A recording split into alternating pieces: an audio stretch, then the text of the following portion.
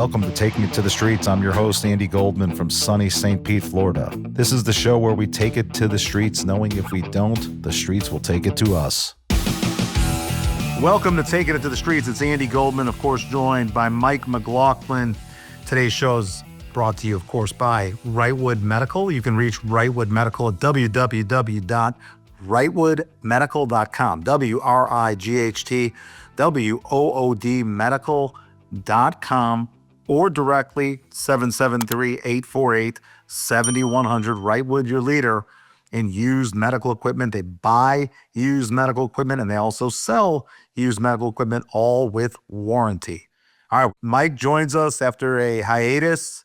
He's feeling better. He's feeling stronger. He, of course, wasn't too weak to spit out a 3-0 week for us. And we'll get to our pick shortly. Mike now stands, as far as I'm concerned, on the precipice of gambling history, 60% through 16 weeks. That is where Mike currently stands right now, or excuse me, the 15 weeks. It's 15 weeks. So, Mike, are we 15 or 16 weeks in? I get a little confused because they added the extra week. We're going into week 16, so there's 2 weeks left, 3 weeks left, 16, 17, 18. Okay, so through 15 weeks. Correct. Now, there's only 2 games left. I don't know why I'm saying it that way. So it is week. Jeez. I got you. Probably something we should know. There was so much that's going on, Mike. I don't know where you fall on, once again, the parity. Like Gary Myers told me on this thing a few weeks ago, he doesn't know the difference when I asked him, is it parity or mediocrity? And I am not certain I know the difference between the definition of those two words. And it continues to torture me because I try to really figure out, is it mediocrity? Is it parity? The truth is, there's just not a lot separating these teams, Mike. There's just not. Yeah, I mean, I don't know that there's so much that there's not a lot separating them, is so much as we're on the verge. Like, I still think we're in a transition stage. Like the Lamar Jackson era may be over completely. When was the era, though? But when was the era? I mean, the era of automatically getting into the playoffs doesn't mean that he won a Super Bowl, got to a Super Bowl, was successful in the playoffs. But I'm just saying, I don't think you can consider that team right now with Lamar Jackson a team that you can count in on week in and week out. I think the Chiefs are in a transition era with Mahomes. You're going to have Kelsey transitioning out. I mean, what people are missing is what Belichick and Brady did over the length that they did it is unprecedented. It's almost impossible to do. They rebuilt rosters and they had many dynasties that went on. I mean, but if you look at the entirety, it looks like one dynasty, but it's not the same team. You had Teddy Brable a Brable and Teddy Bruschi on one team. Then you had the Randy Moss era. Then you had the Wes Welker era. I mean, he was constantly changing. And the question will be whether Andy Reid can do that. Because if you remember with Andy Reid, he kind of left Philadelphia like he was thrown out of town. It wasn't like he was hailed as this great savior that any team would immediately hire. He went out of Philadelphia. He's got kids that had some problems, but his sons who have continued to have problems even in Kansas City. But he didn't leave. That's not the way really Belichick left. I mean, Belichick left, he aged himself out, but Reid really needs to revamp this team. So it'll be interesting to see whether that's a one-off, which I think it may be harder to do what the Patriots did than anybody. And no, you're leaving, Mike. You're leaving a big part of the story out. It's a lot easier to do when Brady takes the pay cut. 100%. So that's not a guy tinkering and coming up with all these players on his own. I mean, he Mahomes isn't willing to take that pay cut. Mahomes did take sort of a pay cut. He took a 10-year, $500 million. I know that sounds like a pay cut, but if you consider it over the time frame that he will do it, it is a pay cut, but it's not nowhere near what Brady did. I'm Right. not, but Right. but he did take a long term to help solidify so they can. And in this current NFL, I have an unequivocal MVP vote for Joe Tooney. Been saying it for weeks. Now I'm ready to give him the trophy. Caleb Williams got an extra second and a half. Pat Mahomes lost a second and a half. That's Joe Tooney. That is my MVP of this football season. And boy, I know it wouldn't have helped Mahomes. He went out with an ACL, and this was just a kind of a doomed season for Kansas City. But this Tooney guy, Mike, I mean, he's been a difference maker in Chicago as far as I'm concerned. Well, I mean, it's not simply Tooney. I mean, Ben Johnson, who you weren't willing to get, you were giving Cohen plenty of credit at the beginning of the year, and you were trying to poo-poo Ben Johnson. Ben Johnson's turned this team around. Ben Johnson's done a great job. That was an amazing win on Saturday. It took every ounce of everything they needed to get it. But I mean, Caleb has improved. One of the things I was thinking about this morning, you're always like, I think Carolina and Chicago are the same team. If Carolina called Chicago and said, hey, we'll trade you Bryce Young for Caleb straight up, how quickly does Chicago hang up? Yeah. They don't even take the call. Bryce Young is a liability. And I'm saying this like the Bucs are trash. The Bucs are a terrible team. I watched them lose a game that was very winnable, but Carolina may have something going. They just don't have the quarterback. And I think the more I watch Caleb, the more I'm starting to think they might have the guy. He has some special stuff that Bryce Young just does not have, and that a lot of quarterbacks don't have. That pass at the end of the game was a dime. I mean, that was as good of a pass as any quarterback can make in the NFL. Well, like I said, we'll just agree to disagree. I don't change my vote real easily, and I think the Bears have benefited from a ton of luck, and I'm going to stand by that. The block and the kick at the gun, this thing here with Green Bay, covering up an onside kick at the end. Give them I don't know what it's going to take for you to show some. Yeah, right. I'll be the first to do it once I'm proven wrong. I mean, that's the deal. So we could just agree to disagree. I think that there's other teams out there that are stronger. That's just me. They're maybe, but they are winning the games in front of them, and they're doing it week in and week out. I mean, I just don't like the way they're doing it. Trust me. Watch a Bucs game, and you'll. I won't bear them that. You'll understand what it's like to watch just a team figure out a way to lose. You're figuring out a way to win each week. They're figuring out a way to lose each week. So, but yeah, that's just my take. So I think Chicago is as live as any team right now.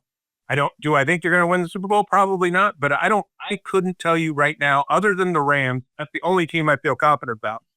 That in a loss on Thursday night, I came out of that game thinking there's no doubt who the best team in the NFL is.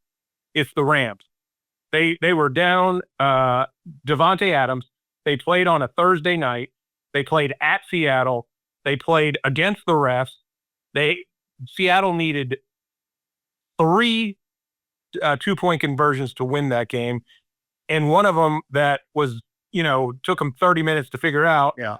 And, I came away from that game thinking, if there's a team that it takes all that to beat the Rams in Seattle, and Seattle gets the number 1 seed, I'm still betting on the Rams to win the Super Bowl.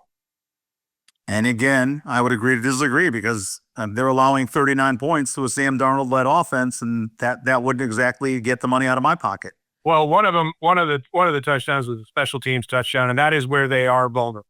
They and San Francisco are both vulnerable in their special teams, but they can put 40 up against anybody. And if in today's league, if you can put 40 up week in and week out consistently, and Sam Darnold can't do that consistently, that was a one-off in my opinion.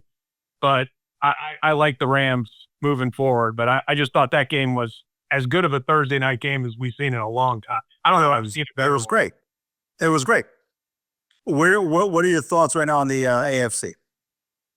You know, it's funny.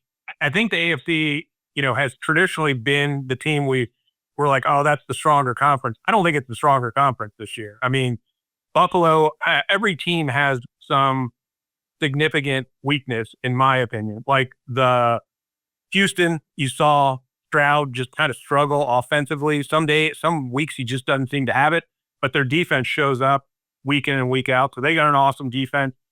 Bo Nix, there are games where he feels like he's good between the 20s, but once you get him into the red zone, he struggles to score. So they rely on field goals and a great defense. Jacksonville, if you looked at them just in a window, I mean, in a vacuum right now, the last 4 weeks, I mean, ever since they traded for Jacoby Myers, that's sort of the best trade that nobody's talking about, that midseason trade, like midseason trades very rarely ever work out. Right. Jacoby Myers has been a revelation. I mean, guy just doesn't drop the ball for Lawrence, and Lawrence finally doesn't look like an idiot. I mean, I gave you the long story at the beginning of the year about Jacksonville. It has come to fruition, and I am, again, I'm a step in front. I've read them perfectly. I have. As far as long term, where we go from here, I'm a step more confident in them than I am the Bears and New England. So as unconfident as I am in the Bears, New England I have in the bottom. You can give me whatever odds you want on New England. New England has played nobody. Okay, it is the worst schedule proven since 1999 when the Rams played a cumulative, I think, 395 win percentage schedule. New England's is still sub 400, and that includes beating the then I think was 7-7 Baltimore the other night. They're down 11 in the fourth quarter, and they needed to dig down to figure out a way to win that ball game with Lamar L. So New England, I have zero confidence in. That's why I really think I have probably a little less than zero on Denver. There's things that Denver does that I can never get over.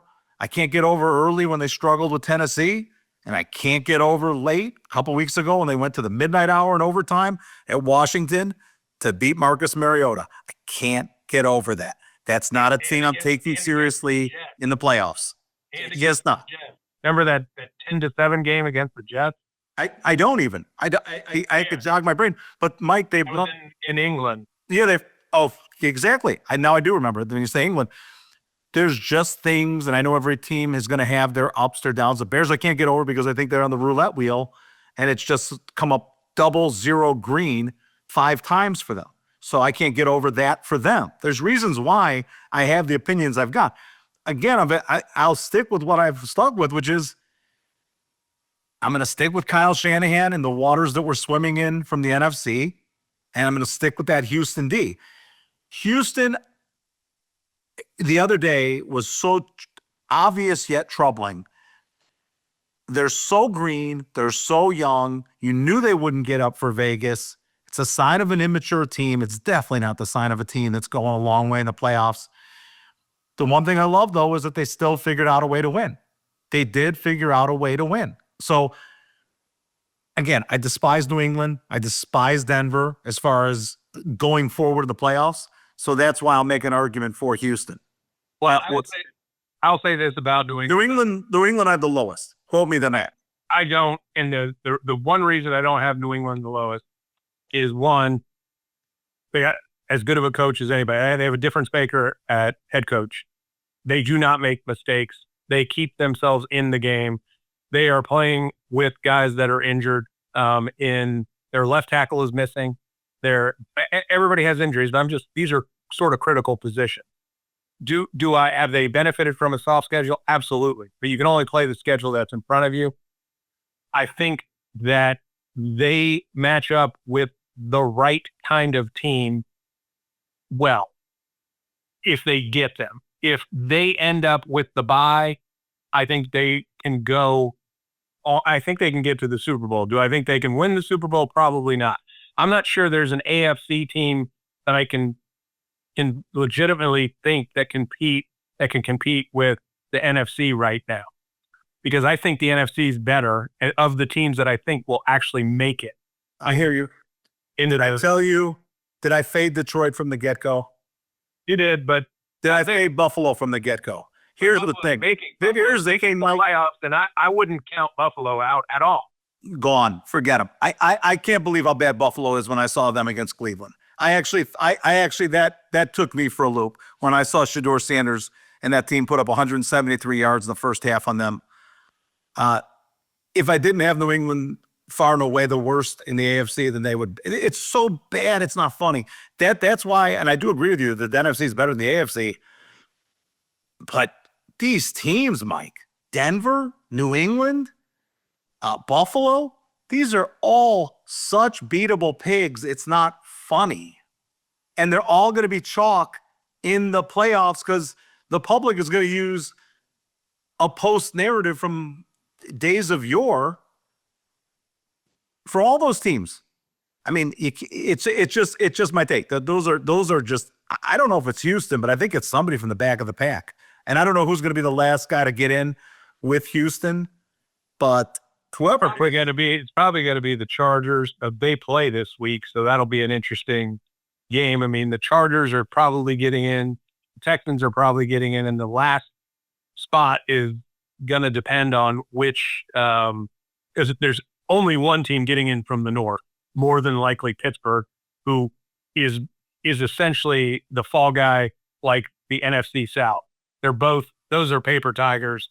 Neither one of them belong in the playoffs. Either Carolina, Tampa, or Pittsburgh belong, or Baltimore if they somehow manage to make it in. None of the problem with Pittsburgh. I mean, they've had a mini winning with 3 or 4 game winning streak here after everybody wanted Tomlin's job. They clearly want to play for the guy. I don't see what the problem with Pittsburgh is. Got great pedigree. They're comfortable this time of year. It's not like, their defense sucks. Besides Houston, who does have a good D? Denver, Cleveland. I mean, Philadelphia when they have Jalen, but he's still recovering from those 2 shoulder surgeries. And the Bears have a weird defense. The Bears have defense. The Bears are capitalizing on turnovers. I think they're like, what are they, like plus 25? Yes. And by the way, speaking of which, is there any stranger anomaly than the Jets not having an interception through 17? It's unreal. Week 16, and their coach is a defensive back, former defensive back. It's unbelievable. I mean, I'm rooting so hard for them to go the whole season without an interception, because it would be such a. I mean, it's like if you're going to do it, go all the way. Don't get an interception. I like that. I mean, so do things half-assed. Go full-fledged into not catching a ball on defense. I like it. Who do you, if it ended today, Mike, who do you like in the Super Bowl? I know it could change with seeding. I mean, literally, I think the Rams would be my team in the NFC, because I think the Rams are the one team that can play anywhere. Seattle, weirdly, we've talked about this before. They don't have the home field advantage that everybody thinks they do. But I think it's important. I think it was really important for Darnold to get that win, even if it was sort of a miracle to pull it off. But I would take the Rams because Green Bay's had too many injuries now. Love's probably not playing Thursday, right? Because of the concussion. I don't think he's going to play. Yeah. So, I mean, I would take the Rams, and then out of it's like I probably would take Denver just because I like Peyton as a coach, not as a person. And I think, but I don't trust anybody. I think if you put the Rams against the field, and even if you put it on like one of the 5, 6, 7 teams, you might be able to make some money, because I think the Rams are the easier pick to see. But I think it's any game. What's your call on who you think it's going to be? This is as wide open as I think we've had it in a long time. Totally. No. All right. So Mike, who was yours though? You didn't tell me who yours. No. I've stuck with mine. I've stuck with mine that I'm going to stick with San Francisco based on Shanahan, who I think is the best coach. And I'll stick with Houston because Houston's like a very youthful, green, talented horse. We always like our horse racing stuff here, and they're loaded with talent. They really are. They don't know how good they are yet. They're one of those teams. I always cringe when people say that they don't have a running back. That's not Houston. Has nothing to do with Houston. So Houston's 100% about their defense. And I was sold just the way I was turned off with Denver on so many different levels. I was turned on that Thursday night when Houston took care of Buffalo. I really was turned on by how they could beat Buffalo on a fast track on a Thursday night. Love that game. That sticks out in my head. And is it a confident thing? It's not confident. It's not as confident, like I said, of having New England, Denver, and the Bears no chance. That's can I find a bet for that where I can take New England, the Bears, and Denver not to get to Championship Sunday? I mean, that would be my favorite bet, but I don't know if that bet exists out there. Or you can go to Robinhood and create a market. But San Francisco, the thing that scares me about San Francisco is their defense. I mean, and they might have peaked, a little early here. They might have peaked because they're hot right now. That is a little early for the peak. I don't like seeing Phillip Rivers put up 27 of them. No, I'm with you. It's just I really have a lot of faith in Shanahan. I like Shanahan, and if it's about I'd prefer them weirdly, Mike, to be on the road in Chicago as a dog, because I have memories of Kyle taking care of business in Green Bay a few years ago. Same kind of spot on a very cold January day. That's the spot for Shanahan. So I think the Bears don't want that spot. Forget this game this weekend. This is a whatever game. I'm talking about in a couple of weeks in the playoffs. If it went down that way, which it could, based on what the seedings are right now, I can just San Francisco going to Chicago in the cold weather is just such a bad spot for the Bears. Grew up. I have a feeling if I ever go back to Chicago anytime soon, I'm going to be hailed as a conquering hero, and they're going to hate you. Probably. I never say anything nice about the Bears. I mean, I say terrible things about every city except Chicago. I'm having to defend Chicago. You will be the conquering hero. This episode of Taking It to the Streets is brought to you by Wrightwood Medical, the leader in used and refurbished medical equipment. Wrightwood specializes in ultrasound equipment, but can also be your vendor of choice when sourcing lower cost alternatives for your operating room suites, scanning the entire medical spectrum. From single physician offices to larger hospitals, Wrightwood is the lower cost solution for your everyday medical equipment needs, and all of Wrightwood's equipment comes with warranty. You can reach Wrightwood directly at www.wrightwoodmedical.com. That is with a W, WRIGHTWOOD medical, or 773-848-7100. Again, 773-848-7100. If it's used medical equipment, it's Wrightwood Medical.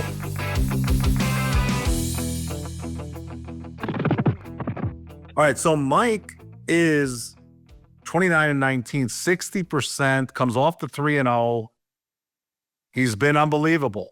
I'm exactly in the same spot I was in last year, taking on Colin Cowherd. The difference was I was taking on Colin Cowherd. I was 10 points ahead of him, and I was still bad. Now I'm facing a real guy. So with that said, Mike, lead us off. All right. Well, I did. Some of these lines are way out of line, I think. Not enough that I know what to do with them, but first game I hope that means the Jets is on your card. I mean, what are they doing? Listen, I'm too heavily invested in them never getting an interception. So I've got to keep my focus on one thing at a time. But I took Texans are on the road at the Chargers. I think it looks like they're getting 2.5. I think the Texans played as bad of a game as they could play last week. You're never as good as your best game. You're never as bad as your worst game. And I think that this is a game 2 days after Christmas. I think Houston fans will travel. The Chargers do not have a home field advantage. LA has a very physical defense, but they have a very subpar offensive line. And then that is, I mean, if there's a guy that maybe is not getting enough buzz for coach of the year, it's Jim Harbaugh. I mean, what he has done to get this team to 11 wins is unbelievable. I mean, they are without Slater and Alt. Without Slater and Alt. And they're not on like 3 and 4. They're on 5 and 6 left and right tackle. I mean, this is there aren't even enough humans on the planet that can play this position, and they're still finding ways to win. But I don't see them being able to handle the pressure. This is a game that just completely plays to the strengths of Houston and plays to the weaknesses of the Chargers. Herbert is still dealing with that broken hand. He's playing great. I'm not taking anything away from the Chargers, but I think this game is a game that the Texans are going to come in. I think they're probably going to win outright. But if you're going to give me 2.5 points on top of it, I'll take them, especially when I don't think there's a home field advantage in LA. So I just think that the Chargers are too banged up for me on the offensive line to face bad defense, because Houston can get at you with 4. Not every team can get at you with 4. If you can get at Herbert with 4, that means he's throwing against 7, and I'll take that advantage with Houston every day. I got you. I tip my hand. I'll take the Jets plus the 13.5 against New England. I don't pray at the altar of Mike Vrabel, and I definitely don't pray at the altar of this New England team. I love a team in these waters that comes in off of the embarrassing blowout, because I just don't think there's much difference between Cleveland and New England. So the 13.5 to me seems obnoxious. Once again, why is it not 14? Why are they so reticent to go to 14 with the Jets, who got blown out by New Orleans, I believe, last week? And that's enough for me. I'll take the Jets plus that 13.5. I think they could win this game outright.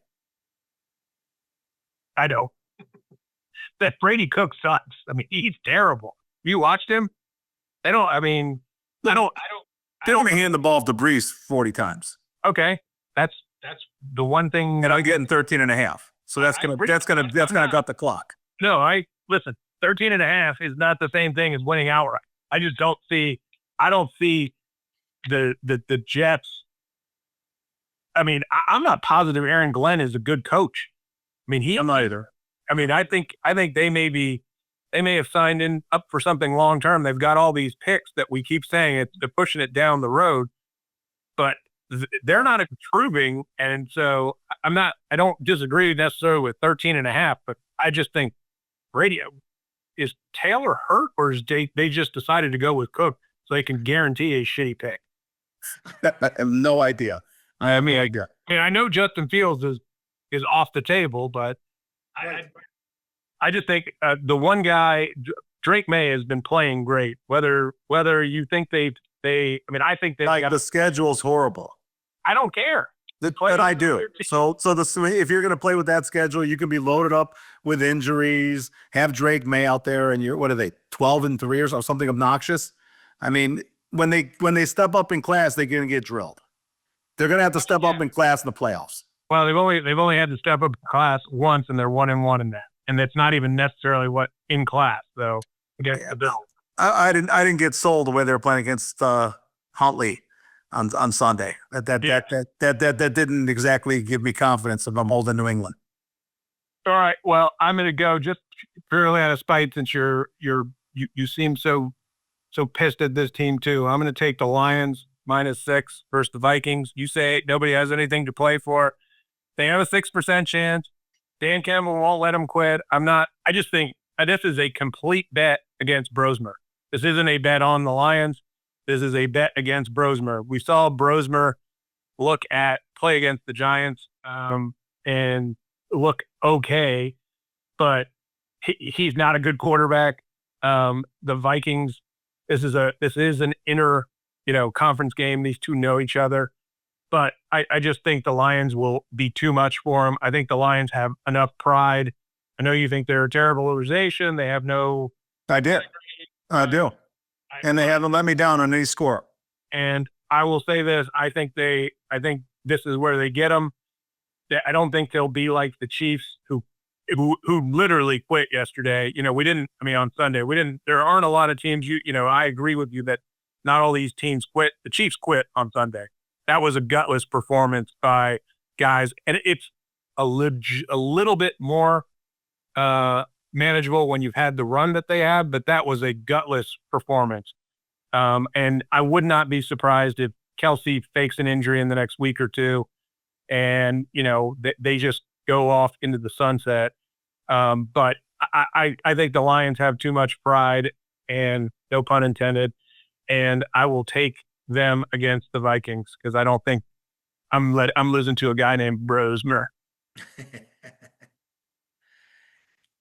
And this is the way, I crossed off Carolina because I wanted to take them plus 7.5. What is that team? I'm not aware. Is that a team? Yeah, exactly. I know you've disowned them. I know they don't exist. They're you're Mike. You're probably 65% if you don't mention the word Carolina. What? Yeah, exactly. So I crossed them off because I fell in love with the 7.5. The whole market's at 7. DraftKings is the number we go by when we tape the show. And even at the 7.5, I just couldn't make myself pull the trigger because I can't stand how they can't win 2 games in a row. And to me, that is the difference between them and the Bears. I do think they're the same team, but there's a big but. The Bears know how to win 2 games in a row. Carolina doesn't. So that's a major sticking point between those two teams. I crossed it off because Washington, there's a lot of places that open, like DraftKings and some sharp books at 3 in this game. That was with the full understanding that Johnson would be the starting quarterback for Washington. So it's not like that the books didn't know who the starting quarterback was going to be. They opened this thing at 3. Okay, so you're going to tell me that there's a 4-point difference between Mariota and Josh Johnson, a quarterback? Are you crazy? That's insane. So, and now we're at the key number of 7.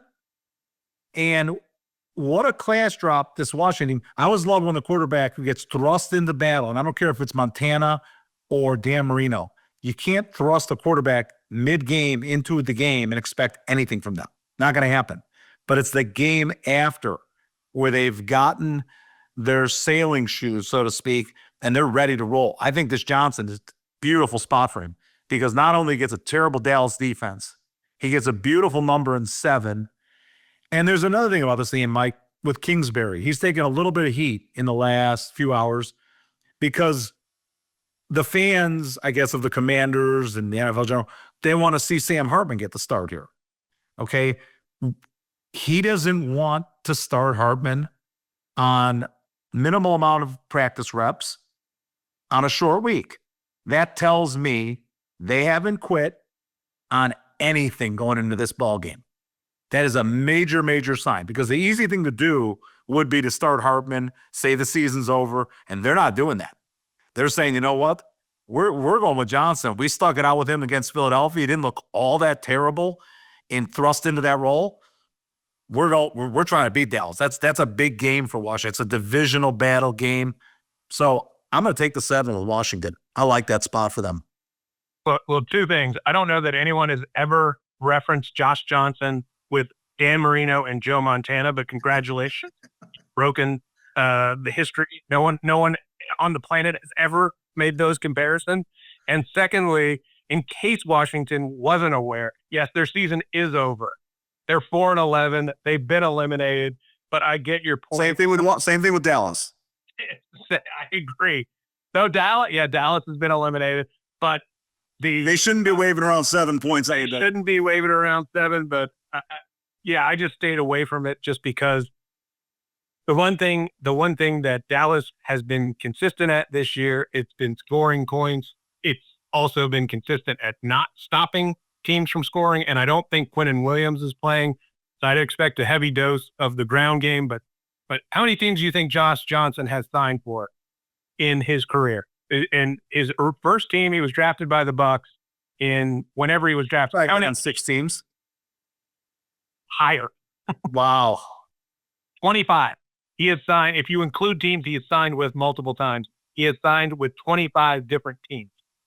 So I was thinking 6 different teams, not how many times. No. It's like 14 teams, but he's signed 25 different times. Out of the University of San Diego, coached by Jim Harbaugh, before he went to Stanford. But Mike, you can spin that as either an insult or a compliment. you can pick up an offense quickly. And the crazy thing is Sam Hartman. They tipped their hand, Mike. They tipped their hand not playing Hartman this week. That they're a live dog. I don't. That may be it, but I'm surprised he didn't stick with the Vikings because they stuck with this Brosmer guy, and that's where they're at. All right, my final pick. Okay. I'm deciding between two. I always write 4 down, and I never know where I'm going to go. I'm gonna go with the team I trust more. So I'm gonna go with Buffalo -1.5 versus the Eagles. I think that the Eagles, they've played two kind of outer puff teams the last 2 weeks in NFC East games, and I just think that they're still not a team that is ready, that is getting it all right. I think that with Jalen is not coming back until the playoffs, and which means that you can run on them. Say what you want about the Bills' performance against the Browns, but they ran the ball down the Browns' throat, and they did. Without Jalen, they may be able to replicate the exact same thing. And I think Cook has been a stud, and the Bills are a team that remind me of the way that the Eagles played last year, where no matter what was going on with our team, we knew we were going to be able to run the ball. I don't feel that way with Philadelphia this year. With the Bills, if it's not going right, they will run the ball, whether it's with Allen on keepers, scrambles, but more consistently with Cook. And so I'll take a consistent running game with 2 inconsistent offenses. I'm going to take the Bills -1.5, and hope I get a better Josh Allen performance than the one I got from my fantasy football elimination from the playoffs this week when he laid an egg. But and Mike, you make a good point with James Cook and the way they run the ball of late. Look, if they don't get Houston in the playoffs, they can make a run, Buffalo. I mean, because there's not a lot of teams that can stop that run. Oh. And it's not the Buffalo from a couple of years ago where they completely relied on the downfield passing of Josh Allen. You're right. It is different. I'm not sold on them, but because again, if they run up against Houston, it's terrible for them. I mean, they just because Houston can stop the run. So, but they're weird. They would really be an outlier for me as far as in the AFC. Because I'm so low on, like I said, Denver, New England, those teams that, Buffalo. I think Buffalo can get right, and they're just, they will always have the quarterback advantage in almost every game in the AFC this season against this AFC, not against in the past, right. Not against the NFC necessarily, but they will always have the advantage at least heading into it. So I'm taking them. I think that game can go either way, but I just don't trust the Eagles. I think we've seen the cracks at the facade of the Eagles, and beating up a couple of NFC East teams doesn't impress me. And I'm going to take a team that I think is going in the right direction, winning tough games, and I think I'll take the Bills to do that. Yep.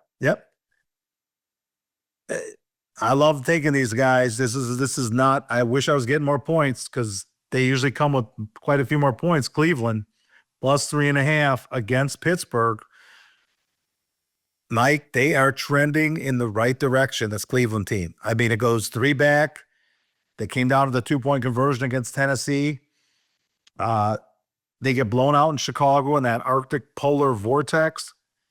They looked amazing against Buffalo. This is a month now of them being kind of in games. And I don't know. Did they Did they find something with Sanders? I mean, is this the quarterback of the future for Cleveland? I don't know. I definitely think I wouldn't. There's no quarterback to take in this draft class.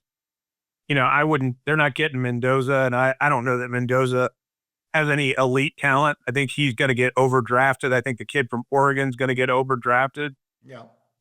So I don't think any of these guys are elite. So I'd bring in a veteran to compete with them, teach him how to be an adult, if that's possible. And I'd build up around him and then hope the next year, the funny thing is every year, the next quarterback, it's not this year, next year's class is going to be awesome. And then they actually play and they suck. So, it's not like it's, I don't know that Shedeur is the long-term answer, but he certainly looks better than Dylan Gabriel. Yeah, I mean, you got to look. I mean, he's out there with this guy Fannin as his tight end. He's got Judkins, who looks nice, as his running back. He had Judkins. He had Judkins, right? His leg is right on the wrong way. Right. Jerry Jeudy is at best the number 2. They're using him as a number 1. So that makes me upgrade Shedeur's performance. Is that I think Shedeur's actually outperformed based on what he's got. Then you got the offensive line. They've missed a ton of games. And I don't know. It feels right. Hey, this guy feels right. He really does. I mean, am I crazy? I mean, I just think he feels like the long-term solution in Cleveland. I'm from what I read, they love him in the clubhouse. They absolutely, these guys want to play for him. Yeah, like I said, I don't have any ill will towards him. I want him to do well, but if we judge quarterbacks on 3 games or 4 games, then there'd be a lot of guys in the Hall of Fame that wouldn't. So but Mike, he was benched for the first 10 games. So not, and seemingly the coach didn't want to play him. I mean, this seems like an owner move. And I think Stefanski probably isn't going to be the coach there next year, just because I'm reading the writing on the wall. I mean, Tommy Rees took over as OC right around the time that he came on. But, I mean, they're competitive. Their defense, I mean, they are a Joe Flacco away from winning this division. That's what's the crazy part. If they had stuck with Flacco and just ground out games and gotten Judkins back sooner, I literally think that they could have run away with this division. They beat Green Bay. They had that great win against Green Bay. And the Steelers are potentially going to be without Metcalf because he punched a fan. Which apparently there's story behind that too, and that he had complained about the fan in the past. So I tend to be anti-punching fans. But if you're a fan that you've already been warned about, I hope you get punched if you say something you're not supposed to. I mean, the unbridled confidence to say something to DK Metcalf is a level of lunacy that I don't know. I mean, I've seen that guy without his shirt off. I'm going to say yes sir, no sir when he asks me questions. So, if you could say something stupid to DK Metcalf or Steve Smith, who would you say something stupid or do? I would just be quiet to either one, but I would probably say it to DK first. So would I. But I dislike Steve more. All right, so Mike, one more time, give us your picks. I took the Texans plus 2.5 against the Chargers. I took your Lions against the Vikings -6 and the Bills -1.5 against the Eagles. Mike is 29-19, 60%. I went with Washington +7, Cleveland +3.5, the Jets +13.5. I am 23-24. That is 49%. Michael, Merry Christmas to you and yours. Happy holidays to everyone. Merry Christmas. We'll see everybody next week here on Taking It to the Streets.